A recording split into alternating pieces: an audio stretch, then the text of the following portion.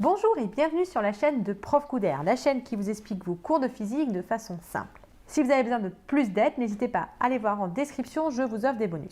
Dans cette vidéo, je vais vous donner un secret qui va vous faire monter vos notes en physique. Comment réussir un exercice de mécanique? Un exercice de mécanique, déjà, c'est quoi? Eh bien, les exercices de mécanique, c'est les exercices qui ressemblent à ça, dans lesquels on voit des forces, des mouvements.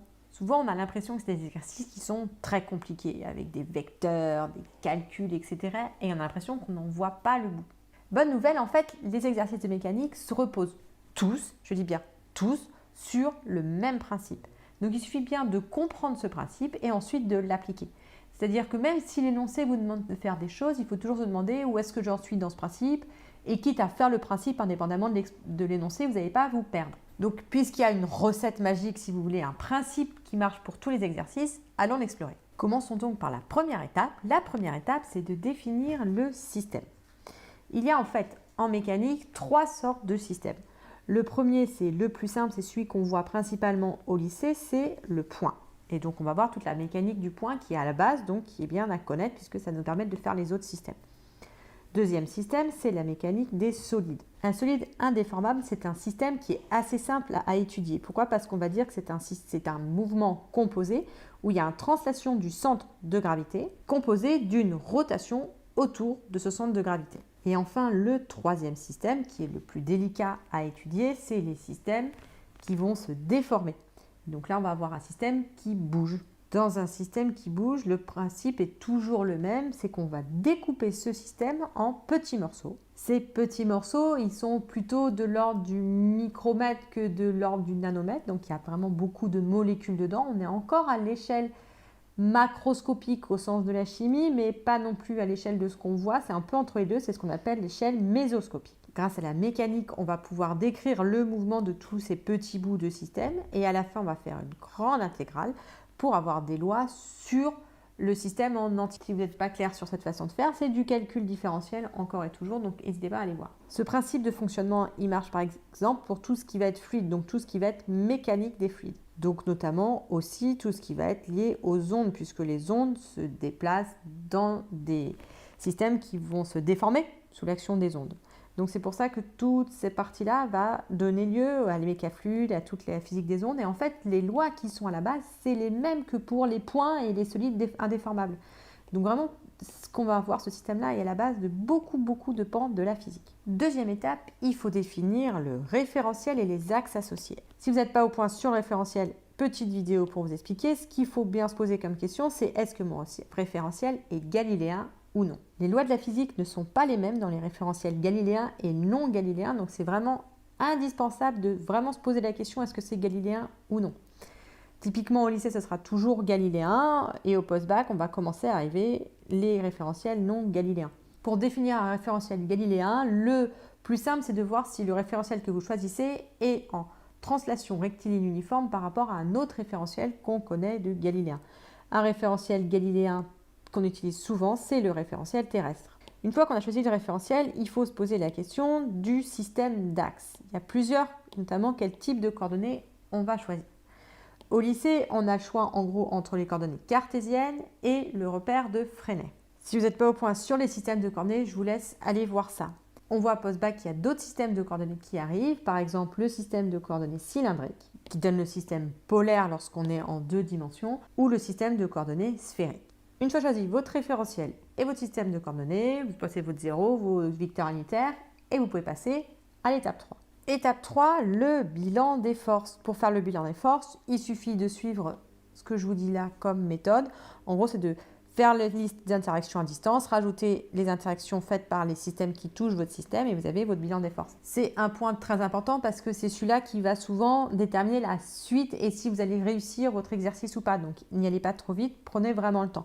En lycée, typiquement, il y a bien évidemment toutes les forces de contact qui vont intervenir et puis les forces courantes, il y a le poids, il y a aussi la force électrique, F égale QE faite par un champ électrostatique, ainsi que la poussée d'Archimède. Ces trois forces, elles sont à connaître parce que pour chacune de ces forces, on a leur valeur analytique, on peut dire à quoi elles sont égales. C'est pour ça qu'elles arrivent souvent dans les exercices parce que du coup, ça fait des calculs simples. Bilan des forces fait, on passe à la quatrième et dernière étape.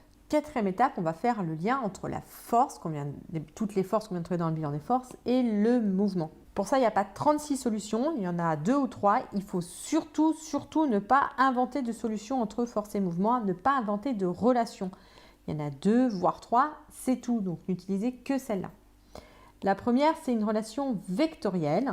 C'est la seconde loi de Newton, qu'on appelle aussi le principe fondamental de la dynamique. Cette seconde loi de Newton, elle dit la force, c'est égal à la masse du système fois l'accélération, donc la dérivée seconde du vecteur position. Donc on voit bien qu'on a une relation vectorielle qui est à la fois puissante mais difficile à utiliser. L'autre façon de faire, c'est de passer par une étude énergétique, avec par exemple le théorème de l'énergie cinétique ou le théorème de l'énergie mécanique.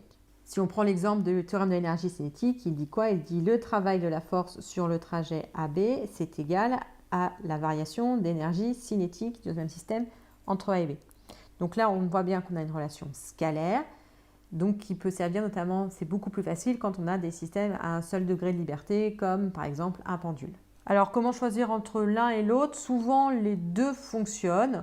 En tout cas, ce qui est sûr, c'est que souvent l'énoncé vous guide. En pré-bac, l'énoncé vous dira toujours quoi utiliser entre ça et ça.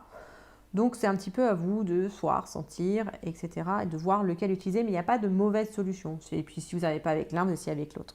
Post-bac arrive une troisième solution qui va vous servir notamment dans les mouvements avec des rotations, c'est le théorème du moment cinétique. Il est utile notamment pour tout ce qui va être mouvement autour du centre de gravité, par exemple sur les planètes ou toutes les forces centrales conservatives. Ça va nous permettre par exemple de retrouver les lois de Kepler facilement. Donc c'est vraiment du post-bac, ça. Si vous êtes pré-bac, c'est ça ou ça. Et il faut juste savoir que si on a quelque chose qui tourne, et ben on peut utiliser ça en post-bac, mais je vous laisse aller voir vos cours pour en savoir plus. Donc voilà, vous voyez, c'est assez simple. Il y a deux façons de faire, éventuellement une troisième, il suffit de choisir et de faire l'exercice. Alors avant de résumer, je vais vous rassurer, j'ai parlé de plein de concepts différents dans cette vidéo. Il y a un petit peu trop de concepts pour que j'ai tout mis en haut à droite comme d'habitude, donc n'hésitez pas à aller voir en description. Je vous mets des liens vers toutes les vidéos. Si jamais il y a un point qui n'est pas clair dans ce que j'ai expliqué, allez voir en description et allez cliquer sur la vidéo qui vous expliquera le point précis que vous n'avez pas compris plus en détail. Donc pour résumer, un exercice de mécanique comporte toujours 4 étapes. Même si elles sont cachées dans l'énoncé, il y a toujours ces 4 étapes. Donc faites-les tout le temps. Première étape, définir le système. Oui, même si l'énoncé ne vous demande pas. Pourquoi? Parce que c'est implicite et si vous ne le faites pas, vous risquez de vous planter. Donc faites-le. Commencez toujours. Je définis le système, je donne le référentiel, je fais le bilan des forces, tac, tac, tac. Et après seulement, je lis l'énoncé si vous voulez. D'abord, on fait ça. Après, on lit l'énoncé. Toujours système, référentiel, bilan des forces. Et ensuite, on se pose la question de comment faire le lien entre la force et le mouvement. Et pour ça, il va falloir choisir soit entre la seconde loi de Newton, soit entre le théorème d'énergie cinétique. Donc, vous voyez, c'est assez simple. C'est des exercices qui peuvent être compliqués, mais qui en fait ont toujours la même structure. Donc, si vous vous rappelez bien de cette structure et que vous la déroulez sans vous poser de questions et toujours la même, et bien vous verrez que vos exercices de mécanique se réussiront beaucoup mieux et que vos notes vont augmenter assez facilement. Voilà, j'espère que cette vidéo vous a plu. N'hésitez pas à liker si c'est le cas et à poser vos questions en commentaire si quelque chose n'est pas clair pour vous. Et si vous voulez de l'aide pour travailler vos cours, n'hésitez pas à aller voir en description. Je vous offre un petit cadeau pour vous aider.